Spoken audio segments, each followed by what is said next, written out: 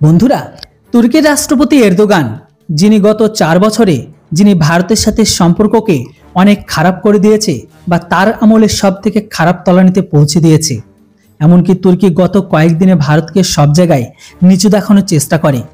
United security কাউন্সিলে তুর্কি ভারতকে খারাপ করার চেষ্টা করে, কিন্তু সেখানেও ভারত কোনো কিছু তাকে জবাব দেওয়ার আগে সেখানে পাল্টা গ্রিস আর ফ্রান্সের মতো দেশ তুর্কির আসল ক্ষমতা বা তুর্কির আসল যোগ্যতাকে তাকে দেখিয়ে দিয়েছে।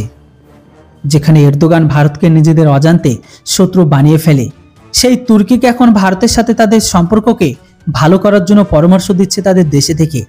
হ্যাঁ বন্ধুরা, তুর্কি নিজেদের থিঙ্ক ট্যাঙ্ক তুর্কিকে বোঝাতে গিয়ে বলেছে সমস্ত ক্ষেত্রে নিবেশ আর ব্যবসার জন্য ভারত অনেক প্রয়োজনীয় দেশ। এখন আসলে সিএসআইএস এর একটা রিপোর্টে প্রকাশ করেছে তুর্কির বড় বড় নিবেশকারী আর বড় বড় সংগঠন আর তার ভেতরে নিবেশ করার জন্য সবথেকে ভালো বিকল্প বলে মনে করছে ভারতকে।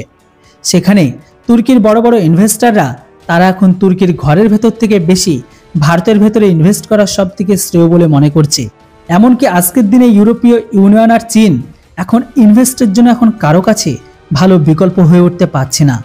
এখানে আবার ডিফেন্স সেক্টরে ভারতের ডিফেন্স কোম্পানিগুলো মাত্র 5 বছরে তুর্কির থেকে বেশি ভারতকে রিটার্ন দিয়েছে। ভারতীয় ডিফেন্স কোম্পানিগুলো যেমন ভারতের হিন্দুস্তান অ্যারোনটিক লিমিটেড, যার শেয়ার 2019-এ 350-এর আশেপাশে ছিল, কিন্তু আজকের দিনে সেই কোম্পানির শেয়ার 3000-এর আশেপাশে।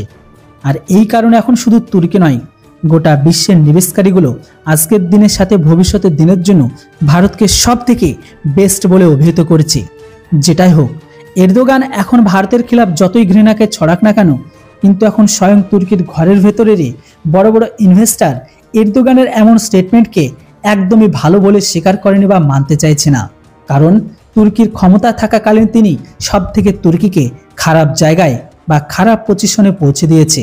এর উপর আপনাদের কি মতামত সেটি অবশ্যই কমেন্ট বক্সে লিখে জানান। Thanks for watching. জয় হিন্দ, বন্দে মাতরম।